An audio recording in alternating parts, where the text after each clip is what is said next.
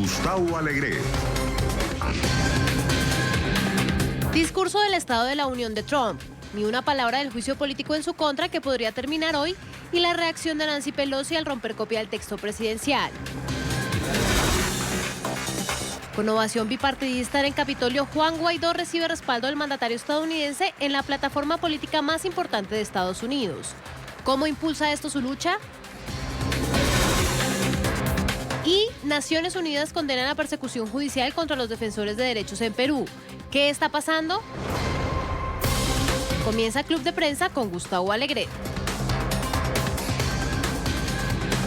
Bienvenidos a Club de Prensa, el espacio de análisis de NTN24 con los mejores periodistas y analistas en la capital estadounidense. Puede seguir este programa y escucharlo a su conveniencia en nuestro podcast. Estamos en Apple y en Spotify. Si nos sigue, le llegarán las actualizaciones. También háganos llegar sus comentarios a través de la cuenta de Twitter del programa Club Prensa NTN24. Hoy en esta mesa de trabajo vamos a echar una mirada a esa actualidad informativa con quienes ya nos acompañan en el estudio aquí en Washington, con Ian Vázquez. Ian es analista político y es director del Centro para la Libertad y Prosperidad Global del Instituto Cato. Ian, ¿cómo estás? Muy buenos días. Bien, gracias. Gracias por acompañarnos. También está con nosotros Mariano de Alba. Mariano es analista político y es abogado experto en relaciones internacionales. Mariano, ¿cómo estás? Gustavo, buenos días. Muchas gracias por la invitación. Gracias a ti por acompañarnos. Y finalmente el profesor Eric Langer es profesor de Historia en la Universidad de Georgetown y afilado analista político. Profesor, ¿cómo está?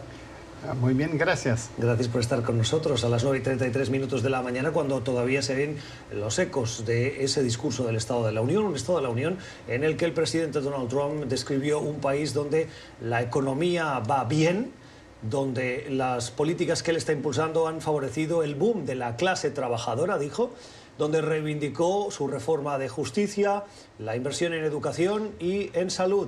Advirtió de que no va a permitir que el socialismo textualmente acabe con el sistema de atención médica en Estados Unidos y en cuestiones del hemisferio occidental hizo un guiño a los países que luchan apoyando las causas de la democracia y la libertad en tres naciones, Nicaragua, Cuba y muy particularmente fue relevante Venezuela, con la presencia de quien es considerado presidente encargado del país, Juan Guaidó. Otra referencia también al hemisferio fue la que puso sobre la mesa cuando habló de inmigración, con los acuerdos bilaterales que ha firmado Estados Unidos con los países del Triángulo Norte, con Honduras, Guatemala y El Salvador y México. Dijo que son acuerdos que han permitido reducir sustancialmente la inmigración y el tráfico de sustancias ilícitas, léase narcotráfico y tráfico de armas. Una valoración, profesor Langer. Bueno, me parecía que lo que está haciendo Trump y han hecho otros presidentes también es como empezar a dar su discurso estándar de la campaña electoral. Y de alguna forma es porque es a la vez que más gente lo va a ver en un ambiente donde no hay debate, algo así, y está así afinando un poco los temas de la campaña más que todo. Y eso es lo que yo he visto esa vez y eso, Trump no es el único que lo ha hecho, sino yo creo que casi todos los presidentes lo hacen en el tercer año de su mandato. Bien. Es un espectáculo lamentable. Esto es el caso de todos los discursos del Estado de la Nación, porque suelen endiosar al presidente, a tratarle como si fuera un emperador sabio, en donde se agrandan las mentiras, dan una plataforma muy importante ante todo el país para las exageraciones y las verdades a medias, con todo el apoyo de los partidos, el partido del presidente, y me parece que eso no es bueno para la democracia. Sería mucho mejor que no se haga el discurso de esta manera, sino en forma de una carta que se manda al Congreso y así se pone fin a este espectáculo. Bueno, efectivamente fue un discurso que demostró la gran polarización que existe en este momento en Estados Unidos. Creo que realmente preocupante ese intercambio de gestos de ambos lados.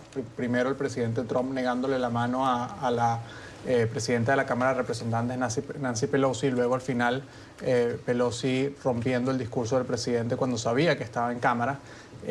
Creo que son gestos que más bien van a acrecentar la polarización en Estados Unidos y y la realidad es que a largo plazo, independientemente de lo que suceda en las elecciones de noviembre de 2020, creo que es difícil ver un resultado positivo de esa polarización que sigue aumentando en el país, ¿no? Eso por un lado. Y luego, efectivamente, creo que el presidente Trump se afincó mucho en lo que han sido las grandes proezas, entre comillas, de su mandato, que es el buen estado de la economía. Y creo que justamente eso demuestra que su campaña va a estar basada en eso. De forma muy interesante, creo que aparte de algunas menciones específicas a las cuales tú hacías referencia, Gustavo, el tema de la política exterior no fue un asunto principal del discurso, más bien fue sobre todo un discurso que, como decía el profesor Langer, está llamado a cerrar filas en el Partido Republicano en un momento donde muy probablemente hoy el presidente Trump sea absuelto por el Senado, y de alguna forma abrir la puerta ya a lo que creo yo, de lo que hemos visto hasta ahora, es la muy probable reelección de Donald Trump en noviembre del 2020. Sin duda, el discurso de Trump tuvo un tono electoralista. Los críticos, sobre todo, le ponen el acento en eso. Dicen que no era apropiado, que no era institucional. Pero también se sumaron no solo el presidente, los mismos republicanos, coreando 4 años más, 4 años más. Los gestos fuera de la tribuna y fuera de las palabras también llamaron la atención. La imposición de una medalla para la libertad, la medalla presidencial para la libertad, a un conservador periodista de Estados Unidos que está acusado o manchado por comentarios racistas o xenófobos, y la aparición de un soldado en la galería de invitados como sorpresa a su familia, que estaba invitada por el presidente tras su final de desempeño en Afganistán. Todos esos elementos hicieron que algunos vean la utilización de este discurso como más un meeting, Mariano, que no como una entrega de resultados al legislativo. Bueno, creo que el profesor Langer lo decía, ¿no? Creo que históricamente ha sido de esa forma, ¿no?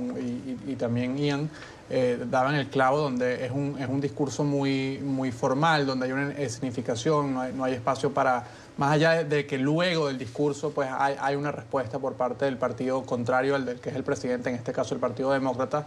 Es un discurso que se utiliza básicamente para decir esa frase típica que el Estado de la Unión es fuerte.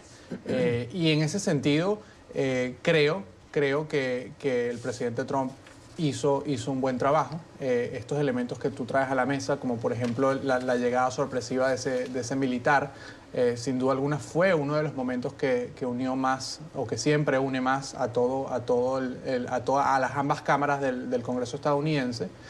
Pero más allá de allí, creo que en el ambiente lo que se vio es una gran fricción, para volver al punto inicial, y de alguna forma una hostilidad que yo pienso que de alguna forma empieza a ser inédita en la política estadounidense, y todos sabemos que eso no va a tener los mejores efectos en términos de los grandes problemas que tiene el país, y sobre todo avanzar en soluciones. Uno de esos grandes problemas sigue siendo el tema del sistema de salud.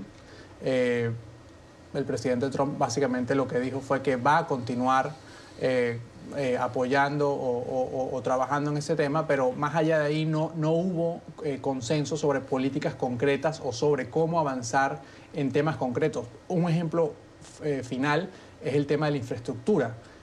Se sabe que Estados Unidos requiere muchísima inversión en términos de infraestructura. Ese momento del discurso fue muy aplaudido tanto por demócratas como por republicanos, pero a la hora de la práctica no hay ni siquiera un proyecto de ley en el Congreso estadounidense que permita o que vaya a permitir que ese problema sea abordado. No, estoy totalmente de acuerdo con infraestructura, porque el problema con infraestructura cuesta dinero. ¿Cómo se consigue ese dinero? La única forma sería aumentar los impuestos, y los republicanos, así por su propia ideología, están en contra de eso, entonces es muy difícil hacerlo. Entonces hablar es muy bien, pero después hacer algo ya es algo que hay que tomar decisiones que ningún partido quiere tomar. Pero no es la única forma. La otra forma es aumentar la deuda, es incrementar el déficit fiscal, y bajo este presidente se ha incrementado por 50%. Esto no es un presidente conservador en el sentido de gastos y del concepto de tamaño de Estado. Este no es el presidente Reagan, este es el anti-Reagan. Lo que llama la atención mucho no es solamente la polarización política que ha ocurrido, sino cómo en estos pocos años el Partido Republicano, que se supone que es conservador, se ha vuelto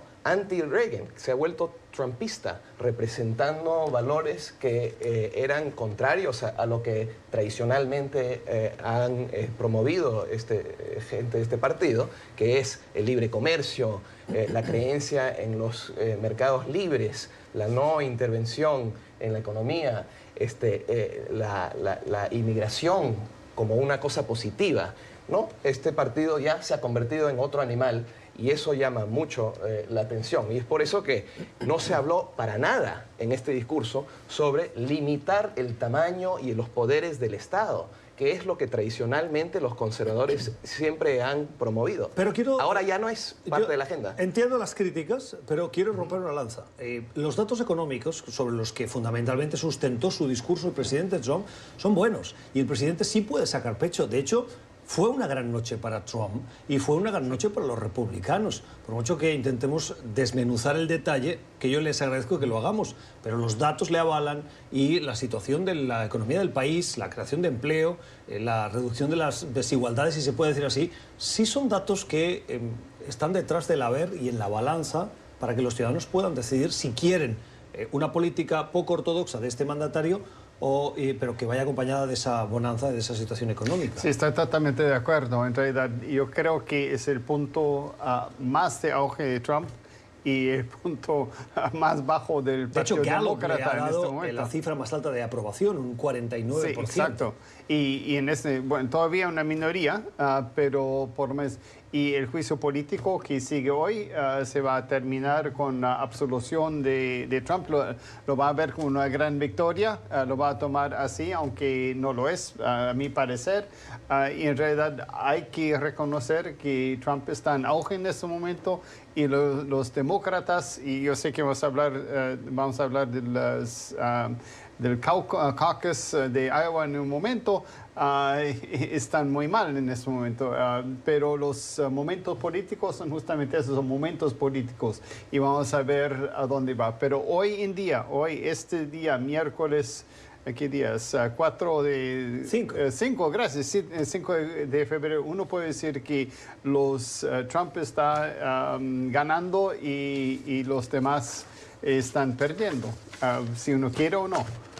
Sí, creo que ya lo decíamos hace un rato, ¿no? Creo que la gran base electoral de Donald Trump es el buen estado de la economía. Luego hay que entrar en una discusión de qué tanta responsabilidad tiene Donald Trump en eso o no. Esa es una discusión relevante. Pero el hecho es que mucha gente en Estados Unidos va a votar comparando la situación de su bolsillo hoy o en noviembre en relación a hace 4 años y en algunos casos, en un número sustancial de casos, esa situación es mejor. En otros casos no será así. Ahora, rescato varios puntos, ¿no? Que son relevantes, ¿no? A los efectos de este discurso. Uno, ya lo decíamos, ¿no? Hay 2 países y la cifra de popularidad de Trump así lo revela. 2, que más allá de la escenificación, del discurso, de las palabras, no se está haciendo, cada vez es más difícil hacer política en Estados Unidos en términos de llegar a fraguar consensos y acuerdos que permitan realmente dictar leyes que permitan avanzar en temas importantes, y eso es grave. Y luego hay que decir, obviamente, y lo vamos a hablar más adelante, el Partido Demócrata está viviendo uno de sus peores momentos y eso va a jugar mucho en favor de Donald Trump en noviembre. Bien. Correcto. Yo creo que esta polarización no va a ayudar. El hecho de que hay un juicio político tampoco va a ayudar en términos de la polarización. Y el país va encaminado en esa dirección. Por lo tanto, creo que vamos a tener que enfrentar grandes problemas políticos y es una válida pregunta a hacernos, que es que ¿qué tan sostenible es lo que es el sistema económico ahorita, o las políticas económicas del país? Ya que no se están reduciendo los gastos descontrolados de Estados Unidos y ningún partido parece estar interesado en controlar eso. La deuda sigue creciendo, el déficit sigue creciendo. no es sostenible. Podemos tener alto crecimiento cuando se reducen los gastos, se reducen los impuestos y se aumentan los gastos, que es lo que ha hecho el presidente, pero eso no es sostenible en el tiempo. Me parece que el hecho de que está fuerte la economía es la razón en que yo apostaría que se va a reelegir el presidente. Hablemos del mal momento que pasan los demócratas. A las 8:47 de la mañana en Des Moines, en la capital del estado de Iowa, continúa el recuento, sorpresivamente, pero tendríamos que tener ya los resultados, de los famosos caucus, esas asambleas comunitarias que el lunes tenían que haber dado, en la madrugada del lunes a martes, los resultados. Y hasta ahora el partido continúa votando. Lo hemos explicado aquí, un problema en una aplicación tecnológica llevó al partido a suspender la entrega de resultados, para ser precisos, debido a las altas incongruencias que tenían en la recogida inicial de datos. Lo que vemos en el porcentaje de escrutinio que se ha conocido hasta ahora es que Pete Buttigieg, el exalcalde de South Benton, lidera con una intención de voto del 25-26, en este caso no sería intención de voto sino resultado, y está seguido de Bernie Sanders. En tercera posición Elizabeth Warren y en cuarta, sorpresivamente, Joe Biden, un candidato que parecía el candidato que estaba llamado a liderar el partido y que aparece en esa cuarta posición. Y a partir de ahí el resto de los candidatos. Quien ha sacado pecho y partido de ese fiasco está siendo Mike Bloomberg, el exalcalde de Nueva York, que evitó participar en esos caucus y en las primarias que hay ahora para centrarse en el supermartes. Dice que en el momento actual del partido, de caos y de falta de organización, él es la candidatura viable para derrotar al presidente Donald Trump. Mariano. A ver, creo que efectivamente lo de Iowa va a hacer mucho daño al Partido Demócrata, porque de alguna forma afecta la credibilidad del partido en un hecho electoral que en teoría debió haber sido sencillo, ¿no? Determinar quiénes eran los favoritos. Dicho eso, con los resultados preliminares que tenemos ahora, creo que la gran sorpresa la da el alcalde Pitt. Pero todavía es muy temprano, ¿no? Siempre se supo que a Joe Biden no le iba a ir bien en Iowa. La misma campaña de Biden, el mismo día de elecciones, le echaba agua al vino para rebajar las expectativas. Sí, por supuesto. Entonces creo que Joe Biden sigue teniendo buenas posibilidades. Creo que eso hay que destacarlo. Mucha gente pensaría que después de lo que sucedió en Iowa no las tiene. Yo creo que todavía hay que esperar. Y la otra gran noticia, de alguna forma, es que se confirma el buen momento que está viviendo Bernie Sanders, y que de alguna forma habrá que ver si llega o no a ser el candidato, ¿no? Porque justamente lo que hablábamos antes, Estados Unidos está viviendo un momento de polarización importante y es natural que la gente adopte pues ambos extremos, ¿no? Entonces vamos a ver qué sucede, pero a mí lo que sí me preocupa es las divisiones que puedan salir de este incidente dentro del Partido Demócrata, porque sin un Partido Demócrata unido va a ser muy difícil, imposible, diría yo, que tengan chance en noviembre del 2020. Tengo que ir a una pausa, les pido un comentario breve a nuestros dos invitados y antes hacer un comentario, y es que quien ha sacado un partido y está diciendo que le ha ido muy bien, además de Pete Buttigieg, que lógicamente está al frente en la recogida de votos, en este porcentaje, también está Bernie Sanders, quien el argumento que utiliza, a pesar de haber quedado segundo a muy poca distancia de momento, de Pete Buttigieg, es que en la primera ronda de esas asambleas, porque el sistema es complejo, pero la candidatura de Bernie Sanders fue la que recibió más votos. Es decir, si hubiésemos contado un ciudadano en una sola votación, muy probablemente Bernie Sanders hubiera ganado. El tema es que en las asambleas comunitarias las opciones que no son viables a partir de porcentajes muy pequeños se disuelven y se acaban distribuyendo por las otras. Y ahí es donde Pete Buttigieg fue recogiendo votos de candidaturas no viables por no llegar a los porcentajes. Por lo tanto, sacan pecho Bernie Sanders, profesor, y Pete Buttigieg. Sí, exactamente, son ellos dos. No me parece que Sanders pueda ganar contra Trump, y además es también alguien que es tan radical de alguna forma como Trump es de la derecha, entonces no creo que sería bueno para Estados Unidos. Buttigieg, el problema es que no puede, y Iowa hay que reconocer, es más que todos son blancos, no hay muchos afrodescendientes y no tiene mucho apoyo entre ellos, entonces eso va a ser su gran reto No después en New Hampshire, que viene pronto, que son puros blancos también, pero después en South Carolina, donde puede ser que Biden, por ejemplo, recoja mucho más votos porque tiene mucho apoyo allá. Cerramos, Ian. No sorprende demasiado cómo salió Bernie Sanders. La vez pasada también sacó buenos resultados. Y yo creo que en este país, si sale un socialista para competir contra Trump, va a perder. La gran pregunta es el alcalde Pete, y estoy de acuerdo que es muy temprano para saber cómo le va a ir en estas rondas. Club de Prensa, el espacio de análisis, hoy con el profesor Eric Langer, con Ian Vázquez y con Mariano de Alba. Suscríbase a nuestro podcast, estamos en Apple y en Spotify. Y ahora nos llegan sus comentarios a las opiniones que escucha en el programa, en la cuenta de Twitter, Club Prensa NTN24. 1 minuto y las 10 de la mañana en Washington. Las miradas puestas hoy en el Senado. No dejamos la política estadounidense, que hoy nos deja varias noticias. Esas reacciones, como comentábamos antes de la pausa, al discurso político, al discurso del Estado de la Unión del presidente Trump. Pero es que hoy el Senado votará a partir de las 4 horas de la costa este los 2 artículos de los que se acusa al presidente de Estados Unidos. Artículos del juicio político: obstrucción al Congreso y abuso de poder. Y por lo que parece indicar, por lo que hemos visto de las declaraciones de los senadores y por la evolución de este juicio político, el presidente quedará exonerado gracias a la mayoría republicana, que suma los suficientes votos como para evitar que el presidente sea removido. Lo que hemos visto, Ian, en los últimos días es que los congresistas, los más críticos dentro del Partido Republicano, o que podrían estar más inconformes con ese comportamiento, dicen: la materia puede ser reprobable, pero no como para que el Senado decida algo tan drástico como sacar al presidente de la sala oval. Creo que todo lo que ha ocurrido estos días ha sido absolutamente predecible. En ningún momento se pensaba que se iba a sacar al presidente de la presidencia, y nos hace acordar un par de cosas. Una es que este juicio es un juicio político, no es un juicio con criterios que puede tener una corte legal.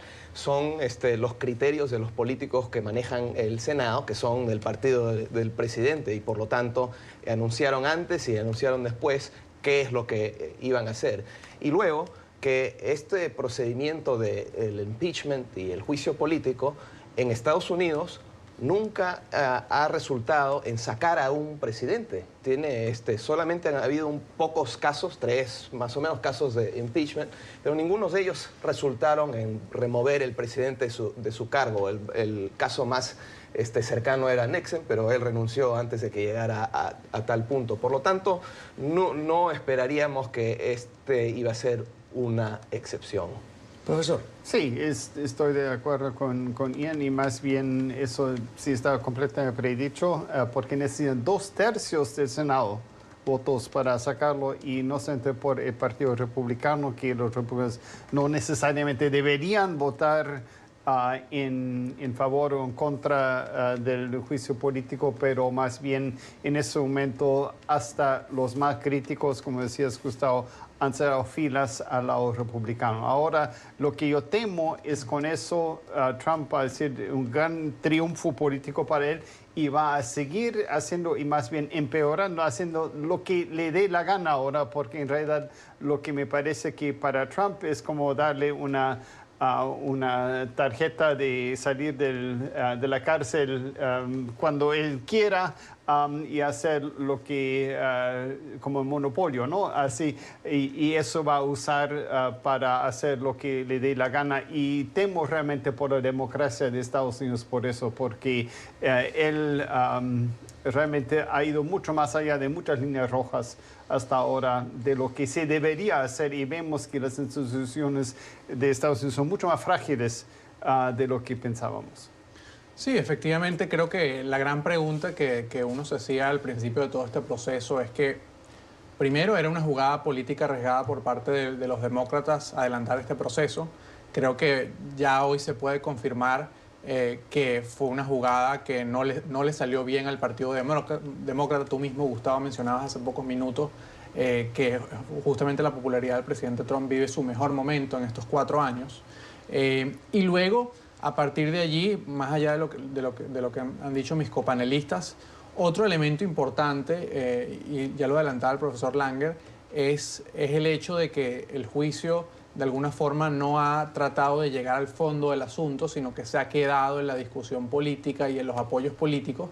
Y eso quizás hoy no se vea como tan relevante, pero a futuro sí puede sentar un mal precedente, porque de alguna forma u otra confirma lo que Ian ya adelantaba, ¿no? Que es que el presidente de Estados Unidos, la figura presidencial, el mensaje intrínseco de todo este proceso es que sí pareciera estar por encima de la ley.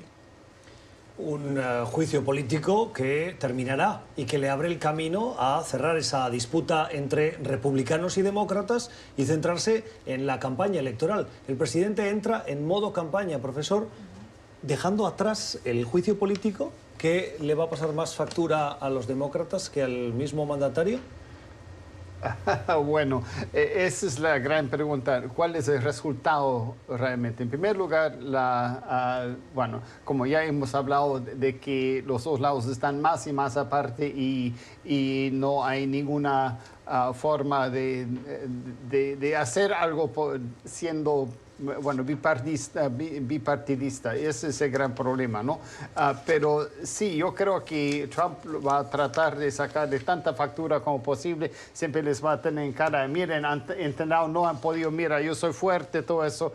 Y los demócratas dicen, miren, él fue enjuiciado, es solamente el tercer presidente jamás en la historia. Entonces fue tachado de alguna forma y por eso tenemos que sacar a él. Y vamos a ver qué discurso domina. Sospecho que Trump, que es muy hábil con los discursos políticos, tenga la ventaja en este caso. Vamos a avanzar. Son las 4:05 de la tarde en España. Allí Alberto Fernández, el presidente argentino, se reunió en las últimas horas con el presidente español Pedro Sánchez. Alberto Fernández está en una gira europea que le ha llevado a reunirse con Angela Merkel, con Emmanuel Macron y también con Pedro Sánchez. Y lo que busca son apoyos en la renegociación de la deuda que Argentina tiene con el Fondo Monetario Internacional. Las relaciones de Argentina con Estados Unidos no pasan por un buen momento. Hay un clima de una cierta desconfianza, dadas las diferencias ideológicas de Fernández y del partido de Fernández con el presidente Trump. Pero Trump, a pesar de esas diferencias, le ha extendido la mano diciéndole que podría ayudarle en esa deuda. Y Estados Unidos tiene una gran ascendencia sobre el Fondo Monetario y podría ser decisivo, pero Fernández en esa gira europea está también buscando apoyos, Mariano, para esa renegociación que parece fundamental en las aspiraciones y en la agenda política de Argentina. Sí, creo que es un buen esfuerzo por parte del gobierno de Alberto Fernández. Sin embargo, hay que estar claro, sin el apoyo de Estados Unidos va a ser difícil que Argentina logre un acuerdo satisfactorio con el Fondo Monetario Internacional. Tú mismo lo decías, Estados Unidos tiene un peso importante. Dicho eso, yo sí creo que por parte del Fondo Monetario Internacional hay una buena disposición a tratar de llegar a un acuerdo que obviamente no es el que quiere Fernández, pero un acuerdo que de alguna forma alivie un poco la situación económica argentina. La gran pregunta es si eso va a ser suficiente para el gobierno de Fernández y sus partidarios. Mi intuición en este momento me da a entender que sigue siendo poco probable un enfrentamiento abierto entre Argentina y el Fondo Monetario Internacional y que por lo tanto el apoyo que pueda dar Europa es parcialmente relevante, pero va a depender mucho, sobre todo, de lo que se decida a lo interno del Fondo Monetario. Mira, la clase política argentina es una de las más irresponsables de toda la región, y eso es decir bastante. Y no estoy hablando nada más de los peronistas, estoy hablando de los que han manejado en el último gobierno, que después de haber tomado poder, luego de que los peronistas en 12 años destruyeron el país, han sido votados para que regresen los peronistas. ¿Y qué están haciendo? Están pidiendo que se arregle la deuda otra vez. Esta gente siempre tienen los mismos problemas de mal manejo de fondos y nunca se ajustan. Y ese es el problema. Eso es lo que prometió el gobierno anterior de Macri, supuestamente de centro de derecha. Durante los años anteriores se duplicó básicamente el tamaño del Estado, el gasto público. Cuando entró Macri, solamente lo redujo 1 punto, 2 puntos de porcentaje, nada más, por el gradualismo que optó a hacer. No se enfrentan a los problemas los gobiernos que mandan en Argentina, y cuando el resultado es negativo, siempre corren a la comunidad internacional, al Fondo Monetario, para pedir más dinero, que lo reciben. Y eso es parte del problema, que le rescatan y crean este riesgo moral de que saben que cada vez que meten la pata, alguien le va a rescatar. Y este es el gran problema de Argentina, es una de las grandes razones por la cual una y otra vez incurren en default, no cumplen con sus deudas y cada vez están en crisis económica, como casi ningún otro país en Latinoamérica. ¿Se puede decir que el Fondo Monetario estaba más cómodo con Mauricio Macri en la Casa Rosada que con políticas peronistas como las de Alberto Fernández?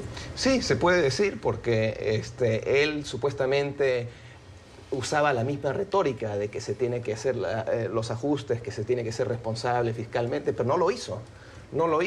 Y eso es lo que importa. Pero entonces también se puede inferir que el Fondo Monetario le prestó esos 50.000 millones de dólares, que es el préstamo más grande que tiene el fondo con un país, pensando que Macri podía continuar en la Casa Rosada. Lo que pasa es que el Fondo Monetario también es irresponsable y siempre lo ha sido. Tienen que prestar. Son una agencia gubernamental que tiene que prestar dinero para ser relevante. No pueden no prestar. Tiene una larga historial de prestar a gobiernos que son irresponsables y los resultados son negativos. Tiene una larga historial en Argentina durante los últimos 20 años, que ha hecho rescates masivos una y otra vez que no han funcionado. Este es solamente el último, más cercano, reciente episodio.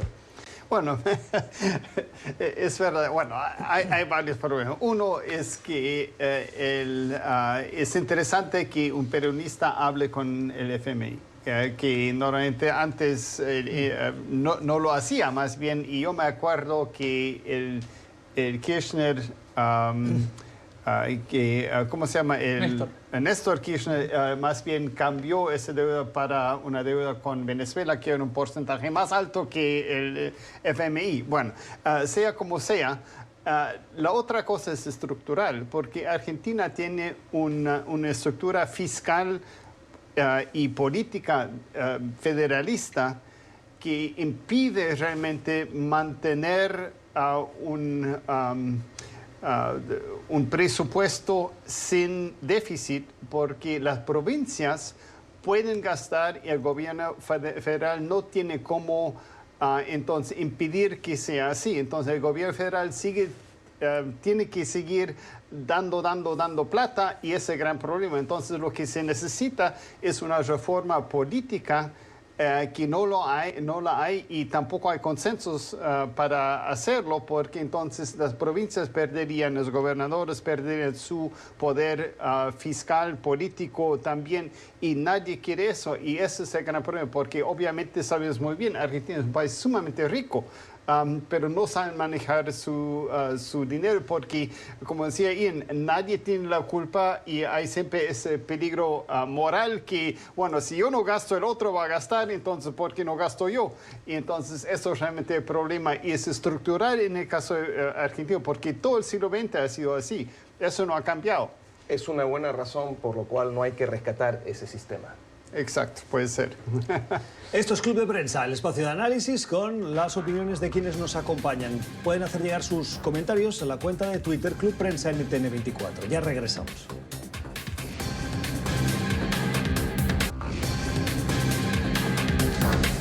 Seguimos en Club de Prensa, el espacio de análisis con los periodistas y analistas que hoy nos acompañan en este estudio, con Ian Vázquez, con el profesor Eric Langer y con Mariano de Alba. El día en el que nos fijamos en esa delegación de la Comisión Interamericana de Derechos Humanos, que está liderada por su presidenta, por el secretario ejecutivo y también por el relator para la libertad de expresión. Ambos tenían que viajar desde Panamá a Caracas para entrar en el país, invitados por el presidente encargado de Venezuela, Juan Guaidó. Pero la compañía aérea en la que pretendían viajar les dijo que no podían entrar en el país por orden del gobierno de Nicolás Maduro y se quedaron en tierra. Decidieron hacer otra cosa y hoy se acercarán a la frontera de Colombia con Venezuela para reunirse con víctimas. El trabajo que pretendían hacer en Venezuela era documentar, más si cabe, esas violaciones de derechos humanos. Hoy la comisión, que no ha podido entrar en Venezuela desde hace años, va a reunirse con esas víctimas. ¿Es necesaria esa reunión, profesor, si ya sabemos que esas violaciones están documentadas y se conocen? Bueno, me parece más que todo un esfuerzo de propaganda en este momento, porque sí, es verdad, hay muchas violaciones. Venezuela está terrible, hay violaciones no solamente así políticas, sino también simplemente de sobrevivencia, que un gobierno que supuestamente tiene los recursos más grandes de petróleo en el mundo no puede ni dejar comer a la gente allá.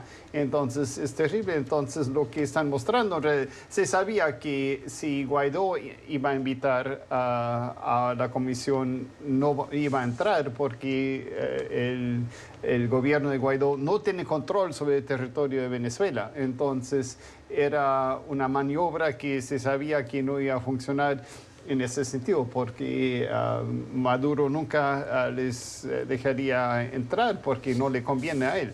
Entonces, en ese sentido me parece una cosa un poco, no ridícula porque es importante, pero al mismo tiempo algo predicho de alguna forma, muy predecible. No es normal lo que ocurre en Venezuela. Han habido ya tantos reportes, tanta evidencia, 4 millones de venezolanos han huido del país, sabemos que el nivel de violación es altísima, pero con el tema de derechos humanos siempre es importante seguir investigando, seguir documentando para que no se vuelva una cosa que se normalice. Ah, bueno, eso es Venezuela. No, hay que siempre documentar lo que esté ocurriendo para tenerlo en mente y hacer lo que se puede hacer al respecto. Sí, efectivamente creo que se sabía, como decía el profesor Langer, que la comisión, los delegados de la comisión no iban a poder ingresar. Creo que es positivo que hayan tenido de alguna forma un plan B. No es lo mismo ir a Cúcuta, pero allá pues obviamente hay una alta migración venezolana con la cual se pueden reunir y pueden documentar la situación de esos migrantes. Y luego lo que está por ver es qué acciones concretas, reafirmando tu punto, Ian, ¿qué acciones concretas puede tomar la comunidad internacional en respuesta a esta situación? Si uno evalúa la situación de Venezuela en los últimos años, la realidad es que la comunidad internacional ha jugado un papel relevante, pero también ha quedado patente que sus herramientas para responder a una situación como la que afronta Venezuela son limitadas y que también depende mucho de cómo se organice la sociedad civil venezolana pues para responder a la dictadura de Nicolás Maduro. Me parece que la intervención o la participación de grupos de afuera de Venezuela, junto con esas organizaciones venezolanas e individuos, le da mucho apoyo moral a la gente dentro de Venezuela, y eso sí sirve para algo. Pero tenemos el mismo problema que hemos tenido con Cuba y otros grandes violadores de derechos humanos a través de las décadas. ¿Qué podemos hacer más allá de denunciarlo y sin intervenir de manera militar, que no es algo que nadie quiere hacer? Bueno, en realidad me parece muy interesante esto, con el reconocimiento de Donald Trump ahora con Guaidó en el Congreso. Parece que se va a reunir también con Guaidó hoy. Entonces hay un espaldarazo ahora por Venezuela para tratar de solucionar, pero ahorita no veo solución, solamente un apoyo moral, y un apoyo moral ayuda mucho, como decías, y yo creo que las violaciones de derechos humanos son sumamente, hay que contar y no hay que normalizar. Estoy totalmente de acuerdo, pero tiene que haber más que eso. El problema es cuál es el siguiente paso, porque se puede hablar, que se ha hecho mucho. El problema, qué acción se puede tomar que sea algo que, ojalá sin violencia, para que salga el régimen ilegítimo de Maduro.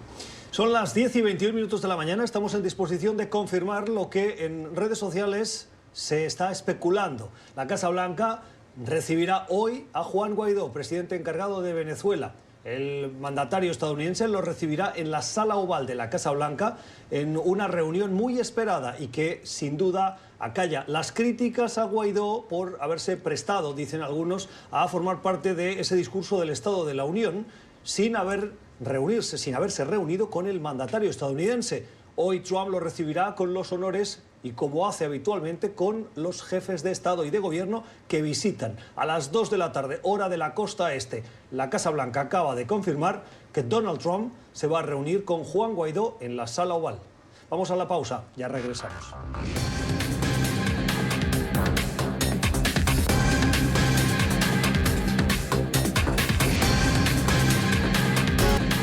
10:26 de la mañana en Lima, en Perú. Hay preocupación por la situación de derechos humanos, particularmente de campesinos. En un caso que se remonta al año 2018, un grupo de campesinos que trabajaban o peleaban por sus derechos y cuya integridad física no fueron respetadas. Así lo teme y así lo está siguiendo las Naciones Unidas, que han puesto el grito en el cielo, la preocupación, el foco en esa reivindicación de esos derechos, y que en el fondo, Mariano, están trasladando a la opinión pública esa persecución que hay judicial en contra de estos activistas que forman parte de minorías en el país y que ven cómo sus derechos en el Perú no están siendo respetados. Sí, creo que es un pronunciamiento importante. Ahora habrá que evaluar qué impacto tiene a lo interno en Perú. No es una situación nueva este uso de la justicia con fines preventivos. Es algo que no solamente vemos en Perú, sino también en México, donde básicamente se abusa de la prisión preventiva para de alguna forma criminalizar la protesta. Y eso es lo que está de alguna forma llamando la atención la relatoría de la ONU. Ahora habrá que evaluar cuál es la respuesta del gobierno peruano y sobre todo si hay ánimo dentro del recién electo Congreso peruano para acometer las reformas del sistema penal que de alguna forma limiten la discreción que tienen los jueces para enviar a prisión preventiva a personas que simplemente son apresadas por protestar.